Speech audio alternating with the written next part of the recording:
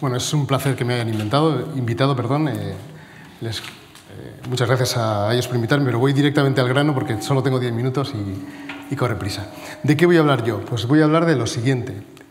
Normalmente la sociedad critica mucho a las matemáticas, y en particular a la matemática pura, que sus investigaciones no sirven absolutamente para nada. ¿Vale? Es decir, y de hecho, normalmente a lo largo de la historia, los objetivos que han tenido las matemáticas muchas veces han venido dados pues, esencialmente por la búsqueda de conocimiento, por la superación de retos o quizás hasta por la belleza, pero no necesariamente por la utilidad de las investigaciones que se realizaban. Sin embargo, la historia ha demostrado que la matemática pura es realmente una de las ciencias más aplicadas que existe y existen ejemplos muy interesantes de cómo son útiles. Yo lo que voy a hacer simplemente es mostraros 4 sencillos ejemplos de matemática pura que ha acabado siendo muy útil para nuestra sociedad. El primero es un ejemplo muy conocido, el diseño de objetos como las lámparas de los dentistas o el aparato para hacer litroticia extracorpórea, telescopios, los focos de coches, linternas, los hornos solares o la cocina solar, las antenas parabólicas. Todos estos objetos deben su diseño fundamentalmente a los estudios que se hicieron en el siglo IV y III a.C. por matemáticos griegos como Menegmo, Apolonio de Perga o Euclides, ¿no? Cuyo objetivo era fundamentalmente el conocimiento geométrico y para nada construir objetos como los que aquí hemos visto, ¿no? Rápidamente, mi segundo ejemplo es la teoría matemática de grafos. La teoría matemática de grafos es hoy en día fundamental en cuestiones como Internet, Google, como vemos ahí, el estudio de redes sociales en general, propagación de enfermedades, difusión de tecnología o conocimiento, sistemas de transporte inteligente, redes de telefonía, diseño de chips, lingüística, reconstrucción de imágenes de tomografías. En todos esos campos y en muchos más, la teoría de grafos es fundamental. Sin embargo, como seguramente sabréis muchos y muchas, el inicio de la teoría de grafos es tan singular como la resolución de un problema aparentemente menor y sin sentido, como el siguiente, que es el problema de los puentes de Königsberg. Königsberg tenía un río, una isla y 7 puentes, y el problema consistía en pasar una vez y solo una vez por cada uno de los puentes. Supuestamente esto era una diversión y la gente lo intentaba, pero sin mucho éxito. La solución al problema vino de la mano del gran Leonhard Euler en 1735, demostrando que no era posible recorrer los puentes a la manera que se citaba, ¿no? ¿Y cuál fue la forma de hacerlo? Pues la forma de hacerlo fue como hacemos los matemáticos o los científicos en general, que es crear un modelo matemático. Un puente que hace unir 2 territorios, pero me da igual lo grandes que sean los territorios, pues, por lo tanto, nosotros podemos reducir los territorios en la imagen A, B, C y D a puntos. Y los puentes no son más que conexiones entre los territorios, por lo tanto, los podríamos representar como aristas. En conclusión, nuestra anterior imagen se convierte en ese grafo, que son 4 puntos unidos por 7 aristas, y el problema no es más que recorrer el grafo pasando una vez y solo una vez por cada una de las aristas. Un problema de ingenio como los que podemos tratar hoy en día. ¿Cómo lo resolvió Euler? Pues Euler con un razonamiento muy sencillo. Si nosotros vamos por una arista y llegamos a un punto, a un vértice, tenemos luego que salir. Por lo tanto, habrá 2 aristas en ese vértice. Si volvemos a llegar a ese punto, tendremos que volver a salir. Por lo tanto, habrá 4 aristas. Es decir, cada vértice debe tener un número par de aristas, salvo quizás el inicio y el final, ¿vale? En este caso, nuestro grafo tiene siempre un número impar de aristas en cada vértice, por lo tanto, no tiene solución. Pues esta tontería de problema, permitidmelo de tontería, fue el inicio de una fructífera teoría de grafos. Pero estamos cogiendo utilizaciones modernas y viendo de dónde surgieron dentro de la matemática pura. Vamos a plantearlo un poco al revés. Pensemos en Simon Newcomb, que era un astrónomo norteamericano, está en su universidad, en su biblioteca. En aquella época, a finales del siglo XIX, estaba consultando las tablas de logaritmos. Y entonces se percató de que las hojas que correspondían con números que empezaban por 1, 2 y 3 estaban más desgastadas que las hojas que correspondían a números que empezaban por 7, 8 y 9. Pero bueno, esto es un poco raro, ¿no? Eso querrá decir que los investigadores miran más números que empiezan por 1, 2, 3 que por 7, 8 y 9. Y eso querrá decir que los números que aparecen en su investigación empiezan más veces por 1, 2, 3 que por 7, 8 y 9. Por lo tanto, aquí tenemos un misterio.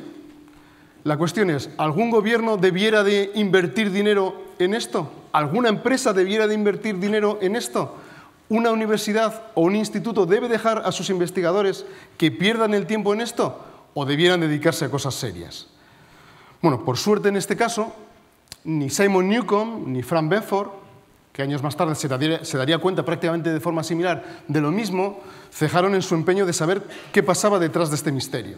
Porque la intuición les decía que todos los números debían aparecer en la misma proporción, ¿no?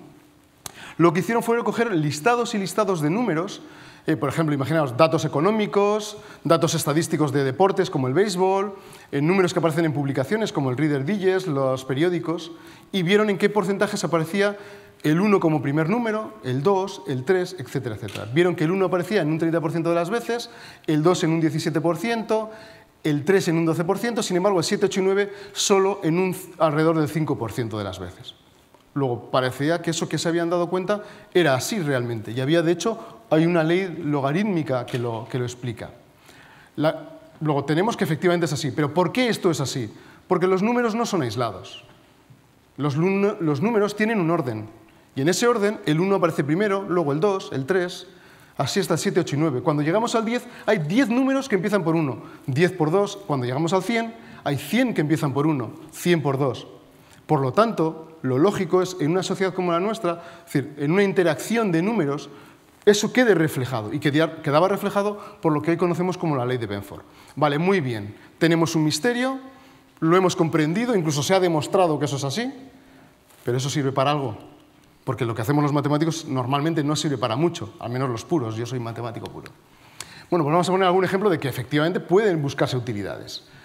La primera historia es la historia de Kevin Lawrence, un joven norteamericano que quiere montar toda una serie de gimnasios de alta tecnología y con lo cual recauda un montón de dinero para montarlos, de un montón de inversores. ¿Pero se gasta el dinero en qué? Pues en yates, en casas, en lujo, en fiestas, en todo menos lo que tenía que gastárselo. Claro, ese fraude hay que taparlo. ¿Qué hace? Pues lo que hace es montar toda una economía fantasma, un montón de empresas fantasmas, cuentas fantasmas, movimientos fantasmas, simulando una economía real. ¿Qué es lo que ocurre? Pues que un contable forense coge todos los datos económicos asociados a esta red de gimnasios, que eran 70.000 datos, y los compara con la ley de Benford. Y ve que no siguen la ley de Benford, no siguen esa ley logarítmica. Por lo tanto, algo había mal. Y eso fue el inicio de una investigación que acabó con 20 años de cárcel para el señor Lawrence. Por este mismo motivo, por ejemplo, el Departamento de la Tesorería de Estados Unidos la utiliza para identificar defraudadores.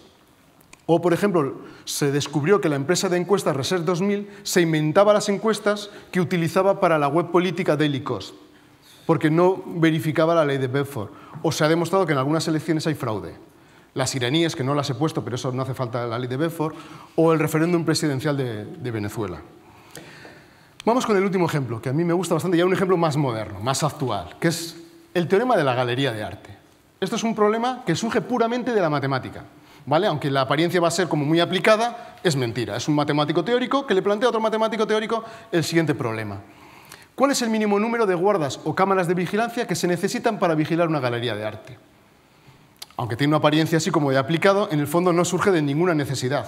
Es un reto matemático, sin más. Y de hecho, para un matemático, una galería de arte no es más que un polígono, como veis ahí, ¿vale? Con sus paredes, sus vértices, ¿vale? Y donde he puesto, no sé si lo veis, dónde iría una cámara y lo que vigilaría una cámara.